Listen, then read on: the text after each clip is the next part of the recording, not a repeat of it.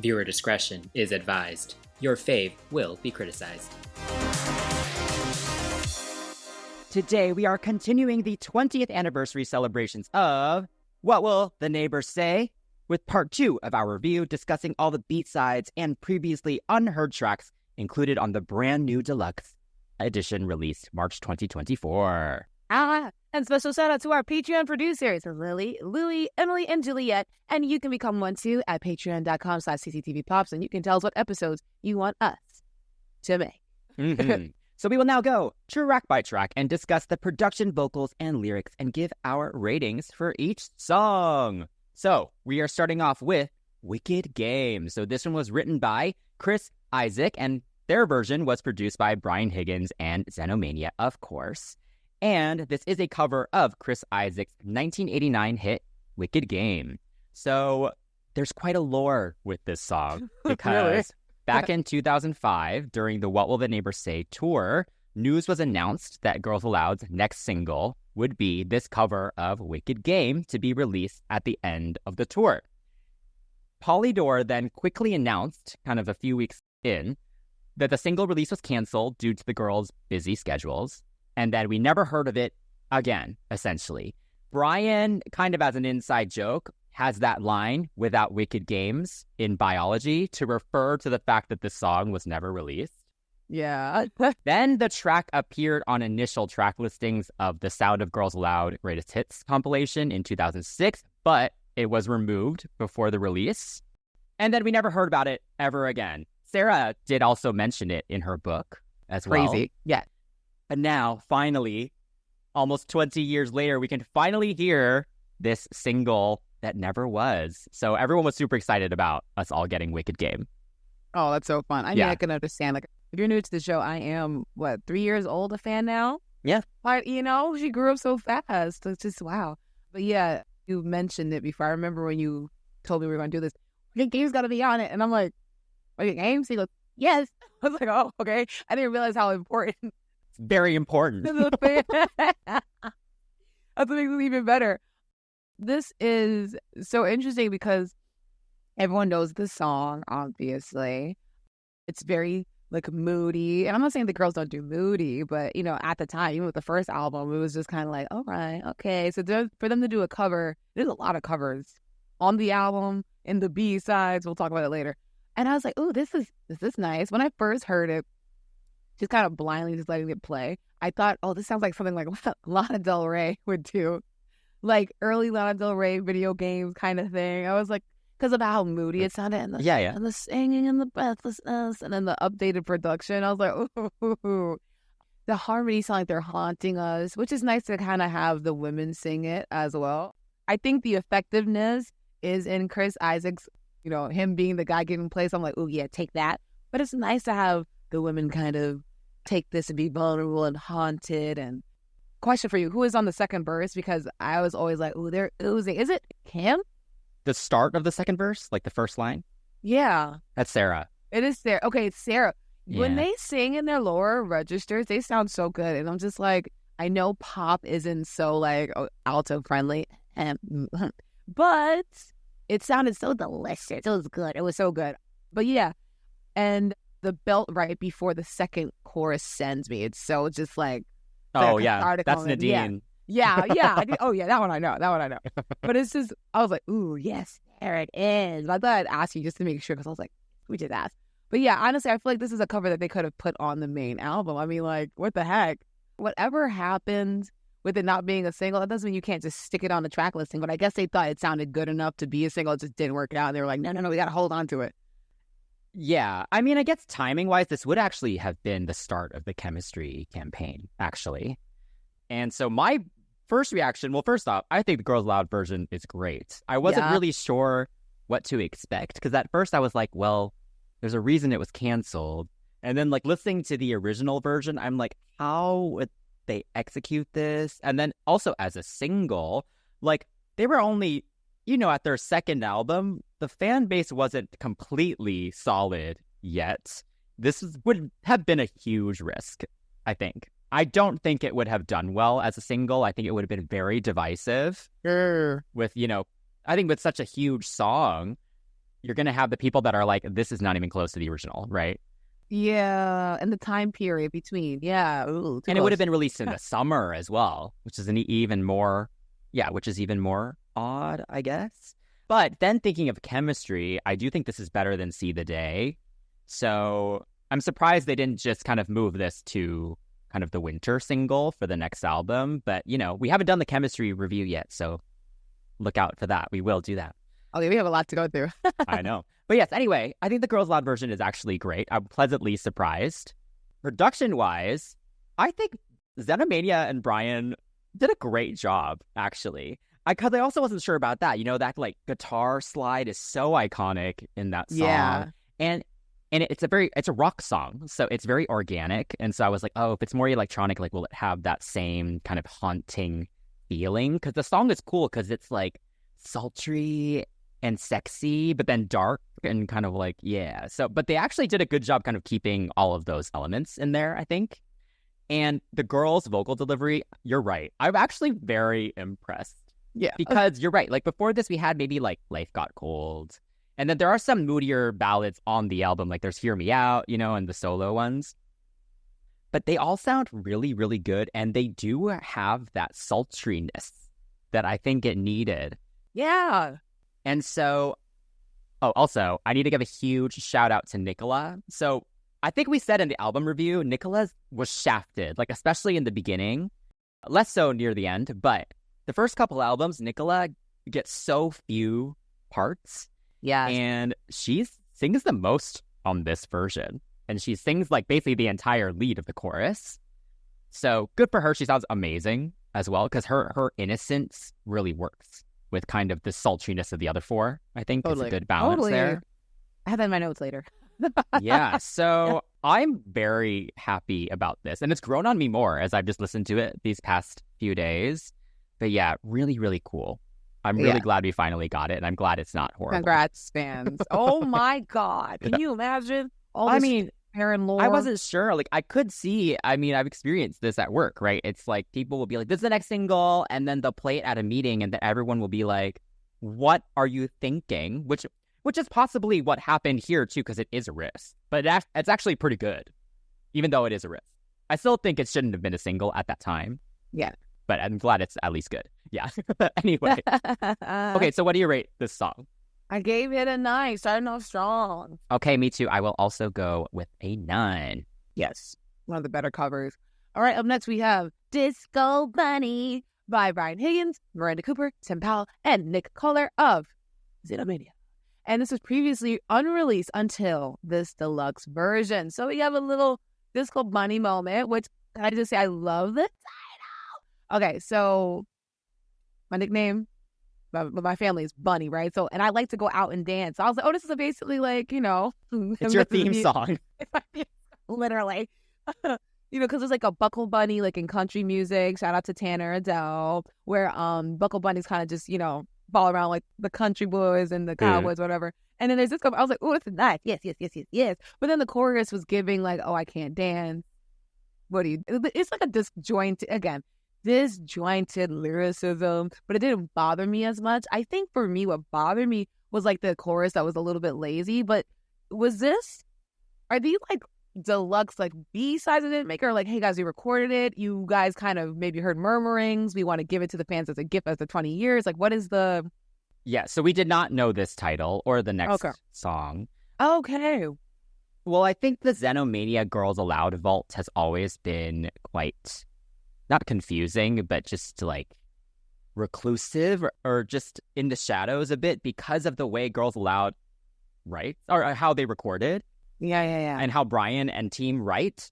They record random verses and random choruses at various keys across different backing tracks, and then they just piece stuff together. And so listening to this, I think it's very clear that it's unfinished. Yes. Yeah, that's what I was getting from it. From what we understand, I think Brian did go back to the studio to mix Wicked Game, Disco Bunny, and Baby When You Go to actually make them more fully fledged, I think. Because I don't think this was ever going to be like a full, or ever had gotten to the point where it was a full song. Ooh, okay, Yeah. that's valid because I'm like, So that context helps because I think, thank you. yeah, if this was a full song, the second verse would not be such a repeat of the first verse, and we would definitely have a bridge. Like, it definitely feels Fair. And that's my not notes is done. kind of, that's Yeah, what kind of my yeah. notes are leaning toward. And I was like, oh, this feels a little unfair because I don't know the full like scope Yeah. of No, what they're was, unfinished. you know? I'm particularly fond of it because I thought it was fun at least, and the concept was fun. Yeah. The lyrics are, for me, a little bit more cohesive than like the usual. Really? You know, I know they're strange, but I get it. The whole it's still about dancing. It's like some random, phrase, and I mean their phrases are random, but it still pertains to the whole idea of being at the discotheque. You know what I'm saying? Like, and I could appreciate that. Okay.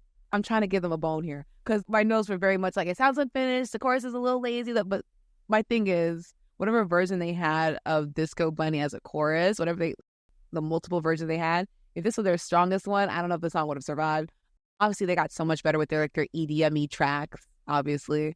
But this as like a kind of a precursor to like, all of that child. When you have songs like that later on in their career, it's like, ooh, yeah. Or, something new, like, ooh, yeah. Things like that.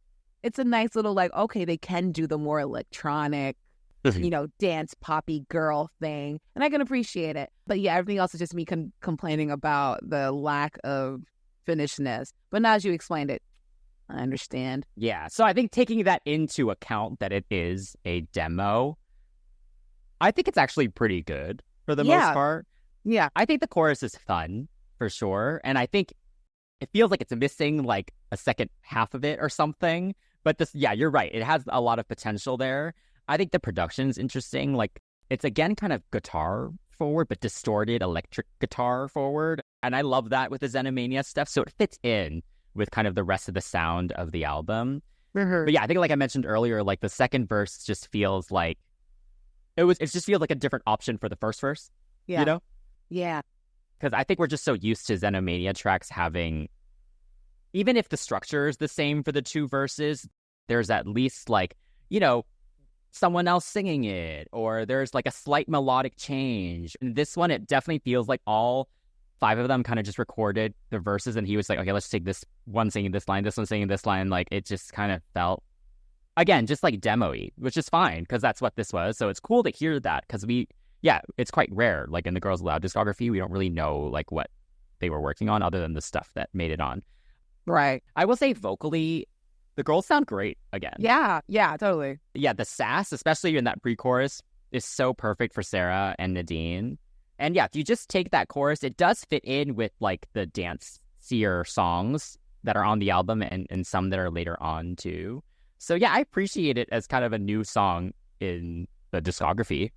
Yeah, it was fun. Yeah. Like a precursor. Like I said, I'm fond of it for sure. I gave it a 7. The score is not low. Like my confusion did not take away from the whole, this is a Yeah, for sure. selfish reason. Yeah, I'll give it a 7.5. Yes. Okay, so moving on to Baby When You Go, and this one was done by Brian Higgins, Niara Scarlett, Giselle Somerville, Miranda Cooper, Tim Powell, Nick Kohler, and Jason Resch of Xenomania. And this was also previously unreleased until this deluxe version. And the song was actually also recorded by Xenomania pop duo Mania for their unreleased album. And I believe Niara and maybe Giselle actually are those two members of that duo. Yeah. So yeah, there are two versions of this. And I don't think anyone knew that Girls Aloud had also recorded at least maybe the initial version of it.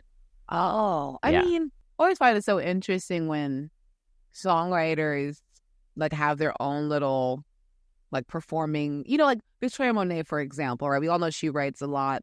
And she's written for Ariana Grande and such like that, but now she's writing for herself, and it's like you can hear the difference in like style, but you can almost hear the similarities like in writing and such like things like that, and like certain choices and vocal choices and such like things like that. With this one, it was very much a Xenomania mania track, and it was just given to the Girls Aloud, which isn't terrible because like they've almost become like this symbiotic kind of sonic thing, right? You think of Xenomania, you think of Girls Aloud and vice versa.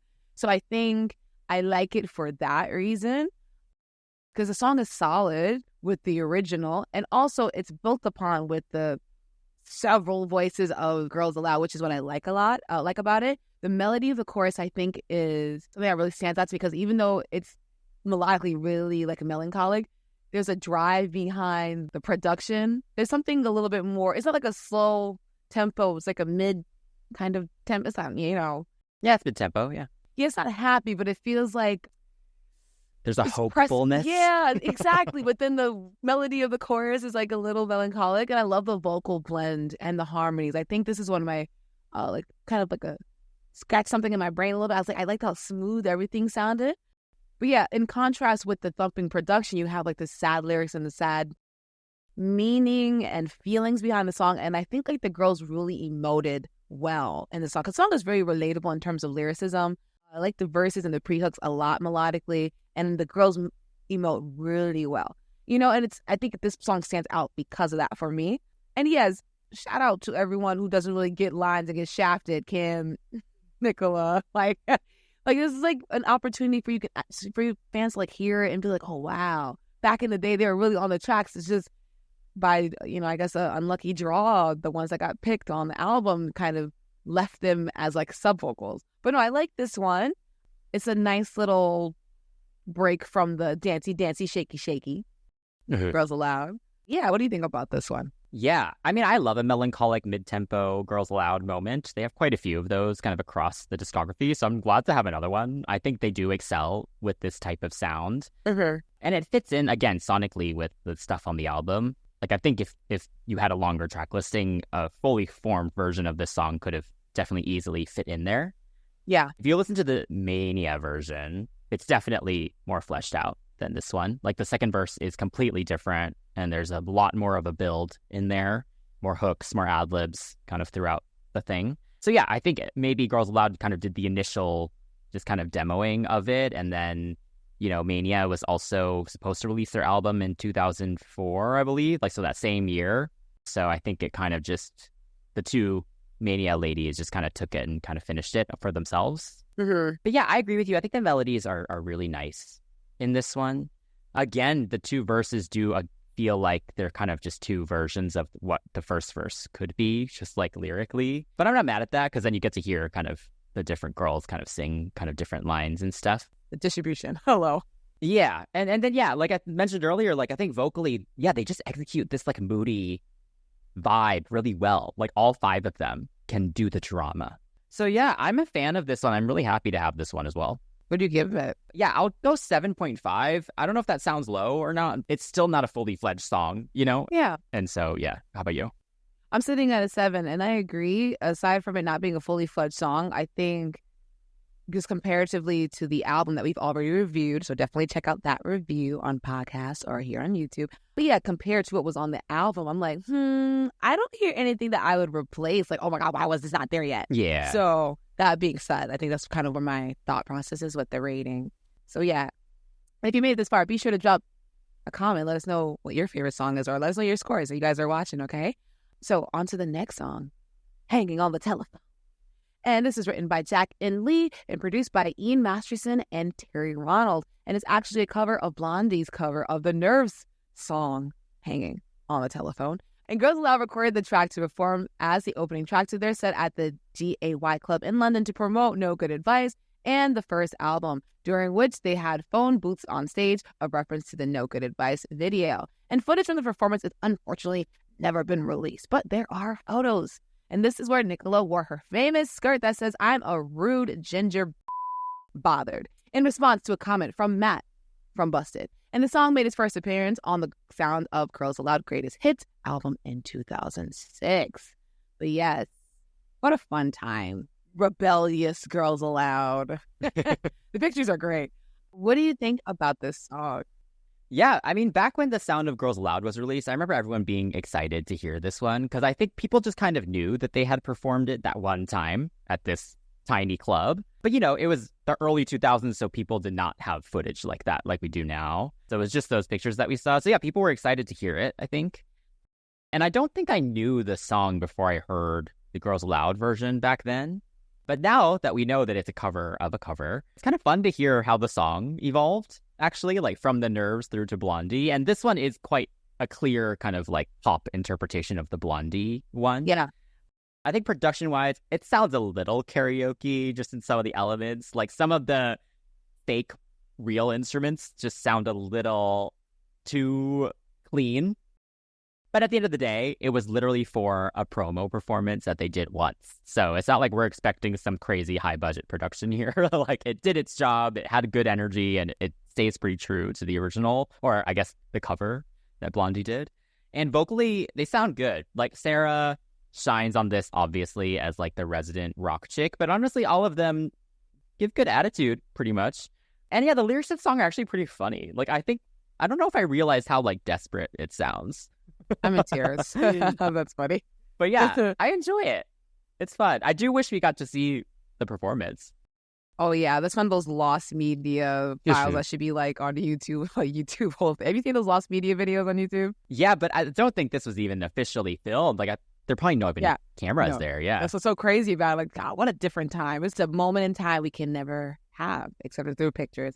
But yeah, you know, before I knew all of what we know now about the covers and such, I thought this song feels like a pop 80s classic, like the Go-Go's or Bananarama or... Bananarama. I said Banana Mama. Sorry about that. So Bananarama, and obviously I was going to say Blondie as well. So I was like, am I pushing it? No, I wasn't. So I'm happy that I was like not off. But I was like also thinking to myself, I feel like this is a possible answer to the Sounding Underground, like sonically, in terms of like them doing the whole rock thing. Yeah. But also like an alternative universe, like next single for them. Like they were going for like the rock sound at first, remember? Yeah. And then now suddenly it was like, let's go Eskimo. And it was like, wait, what? You know, so it's one of those things where I'm like, I wonder what would have happened if they would have gone for the whole, you know, Blondie, Go-Go's route. Especially with the way music was changing when they started getting even more popular. So yeah, I think it's fun. I like that, you know, it's still a little quirky in terms of the lyrics. I like the storytelling of the song though, and I think shout out to the Nerves for the original like writing of the lyrics. I like the hang on the telephone visual. It made me think of the old boys in the Kim Possible episodes with the hanging on the telephone cords and dropping it in the water. I would have loved to have gotten a music video. I think the photos are great, and shout out to Nicola for wearing that skirt and being so punk for wearing it. I like the updated production only because I didn't realize there was a cover, but also because I think it fits their sound, even if that sounds a little karaoke-ish, because there is some genuine tension built up with the cymbal crashes and the strumming and like harmonic buildups in the pre-hook. I did wonder where the bridge went, but it never had a bridge really. But I thought at the time, like... You thought it was an original. Exactly. So, okay. Yeah, I was like, where's the rest of it? But I do wonder what would have happened if they kind of just added a little Xenomaniac bridge. With covers, I always think, like, how can you elevate it? And I think that would have been fun. That's just me just being, you know. Oh, yeah. I think if it was for more than just, like, a one-off performance, it would have been cool to see, like, if they wanted to turn this into, like, an actual song of theirs. Yeah. Yeah, it would have been fun. Yeah. But I appreciate the risk for sure. But was it risky enough? Not so much. I feel like it's satisfactory, and it's out of 7 for me. It's just, you know, it's there. It's not bad. It's just there. Yeah, I will stick to a 7 as well. Up next, we have Androgynous Girls, which was done by Brian Higgins, Lisa Cowling, Miranda Cooper, Nick Kohler, and Sean Lee of Xenomania. And though it ended up becoming the B-side to the Love Machine CD single, the song was actually originally a contender for first single off the album, along with the show Graffiti My Soul and Wake Me Up. So it's really interesting. It went from being a lead single contender to being a B-side, like not even on the album, which is wild. What do you think of it? Oh my goodness, this song is as clear as a tongue in the ear. The lyrics are classic Xenomania, and dare I say, I like it when their lyrics are borderline of kookiness. I think everyone just as in their entire discography. Yeah, okay. like I said, I was being sarcastic. Dare I say? But yeah, no, I looked up what it means to dream of someone turning into money, and I couldn't find anything out much of it, like outside of it, except like it means that someone's worth, like has some worth to you. But then like. Because I didn't get... Listen, when you don't understand lyrics and you want to understand them and how they... As kooky as they are, I'm like, there's a reason you said this. Even the breathing underwater because you like the way it feels has meaning. You know what I'm saying? It's something there. Maybe nothing deep, but I was like, ooh, I'm curious. Okay. But then Nadine, she didn't save the guy, meaning that she didn't do anything but like use him and then maybe didn't spend their time wisely. I don't know. But I feel like there's a lot of just like random little, I don't know. I was just trying to make this sense. is more literal, like literally. I know. I realized. I'd rather you just be money than be my partner. Okay, maybe not. Oh my gosh. I mean, it fits in with the whole chorus when it kicks in, but I just thought it was kind of like interesting that was the imagery that was used. It's fun. It's like not you not being seen as anything but like something to just spend kind of like recreational time on, you know? So that's what I was thinking. Like he was being spent, you know, recreationally in whatever way that means to you. But yeah, the whole song is full of interesting like contradictions, I think, like androgynous boys, pretty girls, a man's wife getting younger, but him being unable to enjoy her. And then the lovely ladies of Girls Aloud cussing. We'll love that. Because I feel like they don't really cussing type women in their songs, right? So I thought that was fun. But yeah, I like the vocal hiccups in the verses, despite the weird lyrics, especially the ones where, was it Nicola? Is she the first verse lead or is it Sarah? That's Kimberly, first verse. It's Kim? Oh, dang it. No, that's first verse, second verse. Sarah. It is Sarah. Okay, thank you. It's Sarah. Because Sarah was like, you blow me away. I was like, I like that. Because the hiccup is there, right? Just perfectly. Again, I just heard it, and this is the first note. I was like, blow me. My God. But then blow me away. The away came, and I was like, so yeah, I like the lyrics of this one. I like the production of this one. I like the melodic choices in the verses. It's solid for me. Okay. I love Androgynous Girls. I remember when I first heard it as the B-side, I was like, because it came out right before the album, right? So I was like, oh my gosh, if this is only a B-side, the album's going to be amazing. Yeah, it's still one of my favorite B-sides, probably. I think it did deserve a spot on the album. Well, yeah, production-wise, there's a cheekiness to even just the production itself, which I love. There's a funky bass line. The percussion's like kind of harsh. There's like an 80s-esque guitar riff in there, and there's just something cheeky about even just the instrumental of it, and I love that. But yeah, the lyrics for sure are the highlight, especially Nadine's little bridges, because she just executes it so well as well. And then Cheryl leading the chorus is a perfect choice, because she can sound very nonchalant at times, and it just works perfectly with these lines, you know, because they're just sarcastic, and it's like, oh, what a wonderful life. Super fun to sing along to, and yeah, she was the perfect choice for that. And then especially since you've just been listening to kind of mostly unfinished songs and or covers, this one actually is fully fledged. Like there's 2 bridges there from Nicola and Cheryl, give the song a whole other dimension there. And yeah, I think this one is a highlight in like the full Girls Aloud discography. And I will always remember, though, I did not know what androgynous meant before this song came out, because obviously I was like 13 or 14. But so now, whenever I hear that word, like if anyone uses it in any sentences, I think of this song, because that's how I learned of those words. Yeah, so, also. Yeah. I love this one. I will give it a 9. Yeah, this one's like a book of games. It's a 9 for me as well. Okay, up next is Loving is Easy. It is written by members of Girls Aloud, Sean Lee, Lisa Cowling, Nick Kohler, Brian Higgins, and Miranda Cooper of Xenomania, and it's one of the B-sides for the Wake Me Up single. Kim on the first verse, right? Yes. Okay, thank you. And the second verse. And the thank you. I had to make sure, because it's one of those things, unfortunately, that I've come to notice that if I don't hear someone enough, which is what happens with a lot of their songs, identify who's singing. Of course, I can identify like a Nicola because her voice stands out, like you mentioned, with the innocence and her bright timbre of her voice. Sarah, Cheryl, but like Kim, because she gets kind of like, oh, her voice is kind of low and sultry. We're on a slow track. I'm like, ugh, but she holds it down so well. Like her voice just drops in such a delicious way in that first verse. And then Cheryl singing Nadine. I'm sorry, my bad. Nadine singing. That one I knew. I just did not write that properly. Sorry. Giving the angst and such. I mean, I feel like the unison singing in the chorus feels so rainy day. And the line about the journey called life doesn't like me too much. Very, very dramatic, I will say. Yeah, so Kim held it down. This is her song. I loved it. She sounded so vulnerable here. Oh my God. And also, this is why I need visuals. Can we see some performances of this anywhere? No. I feel like the lyrics are relatable. But, I like this one. I think maybe because I just felt a little bit biased toward Kim's whole performance. Sorry for mistaking her as a Nicola. But yeah, I feel like I like the way she sounded. But even with all that and all the compliments, the song is not that dynamic, or at least it didn't really affect me the way I'm probably making it sound. I just appreciated what I heard. And I think two things can be true at the same time. I can appreciate what I heard and also think that what I heard needs a little bit more. So what I got, that was pretty decent. Okay, so to give some context, if you remember back to the Will The Neighbours Say album, like each girl had a co-write on there essentially.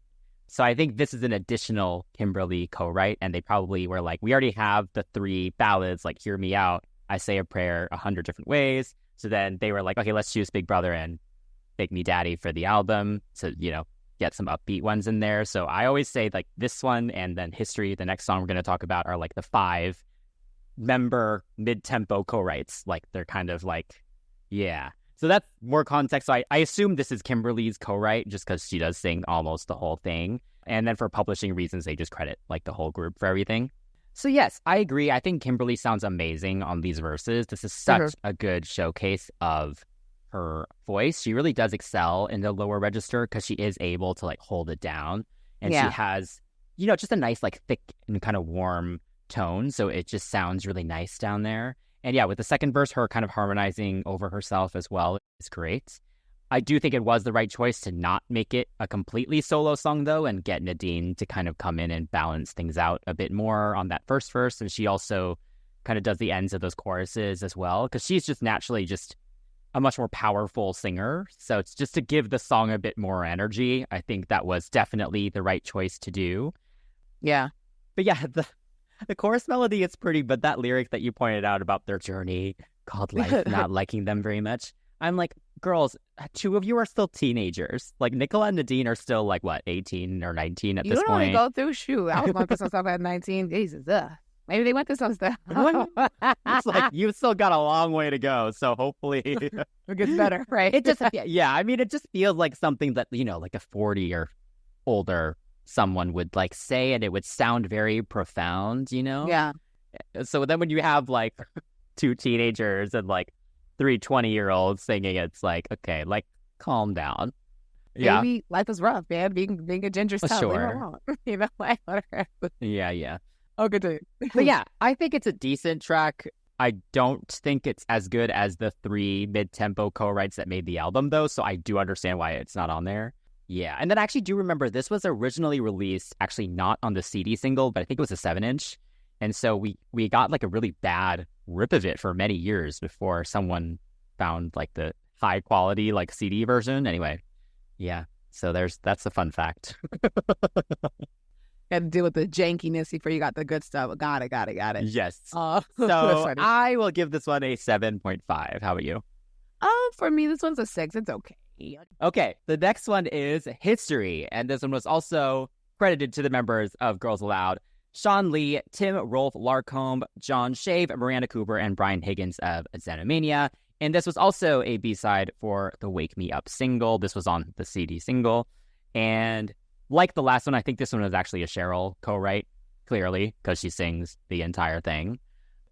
I really don't like this song, actually. It's definitely one of my least favorite songs in the Girls Aloud discography.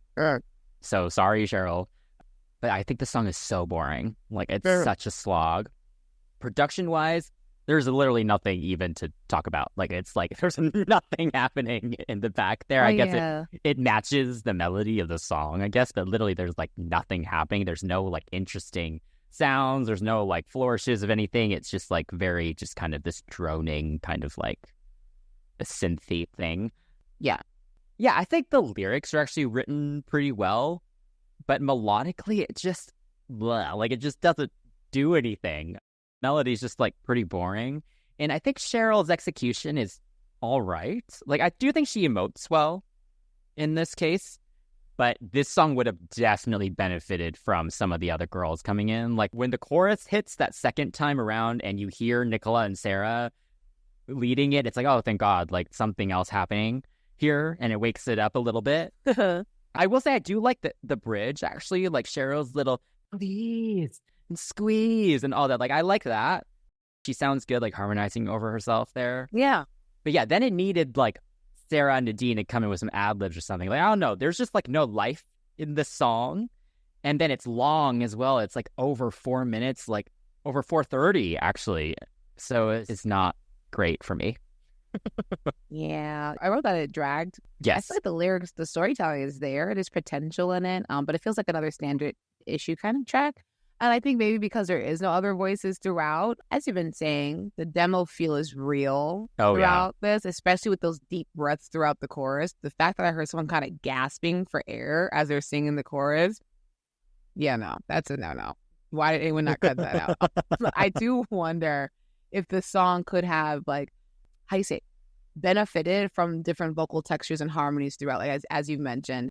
But aside from that, I know Cheryl wrote it, or co-wrote rather. I do wonder what the Sugar Babes would have done with this song, because it's kind of like the harmonies. I was like, I don't know if it needs as many voices, or what would have benefited from having voices that are a little bit more like raspy or a little bit more like, I don't know. For something for me, I just feel like I want to hear them try this out, because I think because of the whole Xenomania like degrees of separation, I feel like it could be done. But just also, I just like their voices, and I would rather have heard like them sing it than the girls Aloud sing it. And I know that sounds probably like a little messed up, but I like this. I think because it was so slow and so like moody, not moody. The lyrics were very much obvious. There's no kookiness to it. Very straightforward. That's the word I'm using here. I want to use here. I feel like the little that I need could be delivered by a group like the Sugar Babes, where you have like Muti has a little bit more raspier voice. You have Keisha, who probably could have done some wrong. Heidi at the time could have done a little something. You know what I'm saying? So all those ad-libs that you could have had with Nadine and Sarah could have been one little Heidi thing going off in the back, or Keisha going, you know what I'm saying? So I do like to kind of think, I wonder what this person would sound like singing this song. I mean, it happens in music to this freaking day, but whether or not y'all agree, it's fine. But for me, I just feel like it would have benefited from other voices. Yeah. Maybe just not girls Aloud as a group. It doesn't mean like it's a terrible song. The talent is present and obvious, but it's just not the track that I would be like, oh yeah. I don't think the song is even good enough for anyone else to sing it. Like, I think it would need a major rewrite. I don't know. It's just not there yet, I think. Yeah. Maybe they were young and just starting out, so it shows. Yeah. For sure. For sure. All right. So yeah, I will give this one a 5. How about you? Oh, I didn't think it was that bad. Maybe because of the whole Sugar Babe thing. I said I was going to give it a 6. So yeah. Up next is I'm Every Woman, written by Ashford and Simpson. Woo-hoo! And also produced by Absolute. So, of course, this is a cover of I'm Every Woman by Shaka Khan, and it is definitely more inspired by the Dita House version done by Whitney Houston. This was originally recorded for the Discomania compilation and television special that featured other huge British pop acts like Liberty X, Rachel Stevens of S Club 7, Jerry Halliwell of the Spice Girls, and V, who we just interviewed, so definitely check that out. And they were all covering disco tracks, so, you know, this one fits right into it. I'm Every Woman is timeless.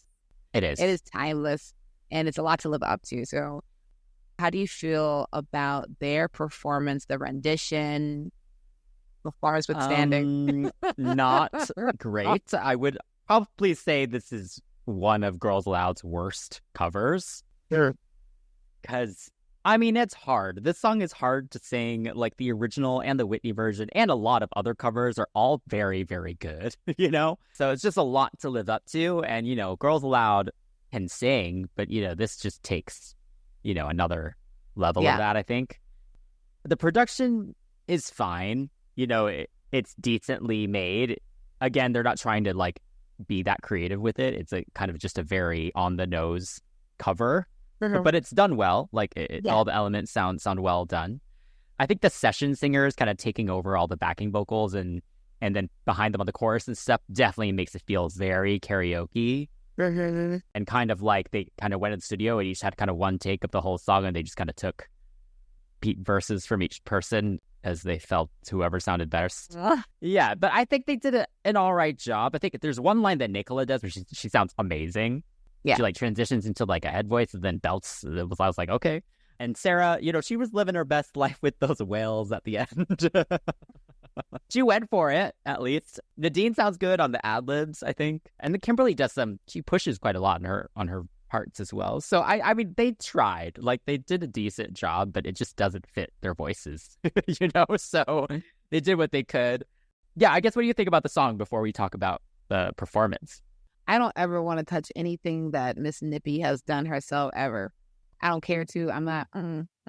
So it's hard because she was like if I'm going to cover it, I'm not going to make you look bad, but you're going to be like, thank you for covering it when I do it. So it's tough to kind of like not hear it, especially when you do the Diva House version of it and not the original Shaka Khan. I'm not saying Shaka Khan couldn't sing, but hers was a little bit almost like this laid back, I'm just opening my mouth and sounds are coming out, where Diva was like, I'm going to, what's it called? Like blow the house down, like purposely, like all the buildups and all the slight key changes and things like that added like risk to the song. I wouldn't say Shaka didn't do that, but hers was just like, I can sing. My mouth is open. You're going to love it, So Nicola was such a delight in the pre-hook for me. I like what she said, her vocal technique throughout like this chest and then a little bit of a little head in there, had voice in there. So I liked it. I might be biased, but it stands out when you're surrounded by these. Nadine's like, growly kind of voice and Cheryl's voice. And you have all these very strong voices, chesty voices surrounding you. It sounded nice. I'm not going to lie, though. It did give like ladies, like white ladies at a karaoke bar toward the climax of the song, which is what you said. Yeah. But like specifically for me, just felt like that part of a movie where they're like, they're all there, they're kind of tipsy, they're just drinking and hollering. Because no offense, like the harmonies do sound karaoke and they're a little bit mid. Yeah. And then their voices are not like in there nicely. It doesn't feel like as nice as Wicked Games' harmonies were blended and stacked and such. Things like that. So that's where the comparison is coming from. And not just from Whitney and Shaka. But yeah, it was a little rough. And then we get to the climax of the song and the belt in the bridge felt a little strained. I'm not going to lie. It is hard to sit there and sing it up the half step. It is not easy to do. I don't know when Whitney did that. Again, brilliance on her music director's part. But like, it's hard to recreate that version and then be like, oh yeah. Because some of the notes got thrown away a little bit for me or sounded really like tight and was altered like digitally, which is, is normal, but I could hear it and I was like, but I don't hate it. The performance, it kind of helped me like the song a little bit more because it was just like girls giving it their best shot, but it also gave a little bit talent showy, but the outfits were like, it was like Girls' Generation's G, and then they had these feather boas that were giving Vegas Showgirl. There's a lot of discrepancies in terms of the concept that night, and I'm confused as to why. Well, those outfits, I think they worn those outfits before, like without the boa and all the flowers stuff, but they've worn those before. I don't know if it was for like the show, maybe promo and stuff. Maybe, yeah. Yeah. The colors, heck yeah. Oh, God. That performance is so embarrassing, but I find it really funny as endearing, well. Yeah. It's endearing because they're having fun, you can tell. But it's also giving, like, they learned this choreography, like, 30 minutes before the performance. Oh, my God, yeah. Like, it's terrible choreography, if you can even call it that. Like, up and then the down, and then it's like... It's like... But they are having fun with it, at least. Yes, that's why I liked it, yeah. Yeah. So it was enjoyable. And, yeah, I do smile when I hear their cover because I think of the performance. So I guess for me, it also does kind of make the score slightly higher, I guess. Yes. So what do you give it then? A little bit of 6. It wasn't great, but it's just kind of like, it's there. Yeah, I'll stick with the 6 as well. Yes. Okay, so that is the end of the bonus tracks and B-sides from the What Will the Neighbours Say era. Hey. Obviously, there are a couple other kind of like special things that they put on the new deluxe edition as well. So yeah, thank you, Girls Aloud and team. Yay. For doing all of that. But before we wrap up, we do have the cut or keep section. So if you had to cut one of these bonus tracks, what would you cut and why? I think what I would get rid of would definitely be history. Yeah. Because I feel like they don't even need it because whole lot of history eats it up. Oh, gosh. You know what I'm saying? Not even on the same No. planet.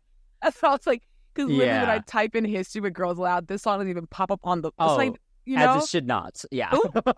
As it should SEO not. doesn't want to pick it up. SEO is like No. absentee father, doesn't want to pick it up. It's just not, it's not good. So, Yeah. history can, no offense, Cheryl, darling, love you, but the Yeah. song gotta go, you know? I completely agree. History, I never listened to it. This was probably the Yeah. first time I listened to it in years, actually.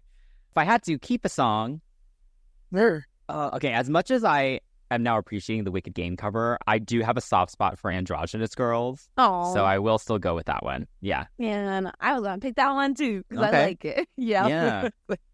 But yeah, Wicked Games definitely is it's nice. Special But yeah, mention. Androgynous- Yes. yeah, for sure. Mhm. Okay, so you're a newer Girls Aloud fan, but this is still the first time we've had unheard music in over 10 years. So, Okay. yeah, what do you think of this whole anniversary release? Any overall thoughts on the What Will the Neighbors Say era as a whole, now that we're kind of wrapping that up? Yeah. So as you were saying, it has been 20 years. So it's nice to kind of get the anniversary stuff and then being like the new fan. Obviously, there's a lot more in store for us, but it's interesting to see what the beginning of greatness is. It's so fun, you know, because I feel like every good artist needs like the sophomore slump, but they didn't have it really. They kind of just kept going up and up and up and up. So it's kind of fun to hear that. I am curious to hear what the others are going to be like, for sure. Yeah. I do wish we could have got those Wicked Games visual because I feel like they would have been doing the utmost with their faces, you know, the dramatics. Oh, yeah. Just fun things. Because this era was full of so much just like the videos were interesting. They were having fun. It was a little bit more like lighthearted. So yeah, I think it's fun to listen to it and actually hear voices. Even if I, you know, made my mistake, I feel like it's like, oh snap, wait, who is that? So I feel like I'm still discovering, which is fun. And I'm excited for what comes next for sure. For sure. So I appreciate the release of this because a lot of artists are like, F it, it doesn't exist. Or it does exist, they just let it die with them, you know? So Yeah. thanks. Seriously, like, thank you, Fascination. Like, they were killing it with the steps stuff too, and they're killing it now with the Girls Aloud stuff. So they are just, yeah, they're so good to the fans with all of this. Because yeah, the stuff they found is really cool. Like the Love Machine demo is super fun. Like you can understand from hearing it, like why the girls were like, this cannot be a single, you know? Yeah. I love the alternative verse on Wake Me Up that they put out. I will say the electronic mix of I'll Stand By You, because we talked about this in our review, that their original version of I'll Stand By You was supposedly this like experimental, like weird version that they felt was like too risky for the charity single. Yeah. But this electronic mix is like very, very similar to the original one. There's like a little bit more of like an 80s-esque kind of like synth thing going on in the chorus, but that's basically it. I was like, oh, this isn't that odd. So my expectations were maybe a little too high for that one. But yeah, other than that, I love having the performance edits as well, because they used to only have like a 3-minute limit, right, for these TV performances. So it's kind of fun to have the edits that they performed to at the time or lip sync to at the time, basically. For sure. As well. And also the I'll Stand By You version has different girls singing some of the lines as well. So that's kind of interesting there. So yeah, just kind of fun to kind of listen through this Deluxe stuff. Mm-hmm. And yeah, very excited to hear what they're going to come up with for the next albums and anniversaries. I mean, they've been moving kind of quickly because obviously Sound of the Underground just came out last year. So I'm wondering if they're just going to like use the momentum of the tour and everything to just kind of bang it out every couple months. They're just going to celebrate all the albums while they're actively promoting and stuff. And then, yeah, of course, we are going to the tour, the two of us, along with our friend, Jeff Benjamin. So stay tuned to our socials at CCTV Pops, because obviously we will be documenting our Girls Aloud adventures. Indeed, indeed. All right. So, Alouders, what do you all think about the bonus tracks and B-sides from this album? Let us know what other albums you'd like us to review. And you get priority choice if you join us on Patreon. And you can also comment below or message us at CCTV Pops on all social media. Don't forget to like, subscribe, and turn on those notifications for our YouTube channel. And if you're enjoying the show on a podcast platform, please give us a follow, rating, and a review. Until next time, that's Chris.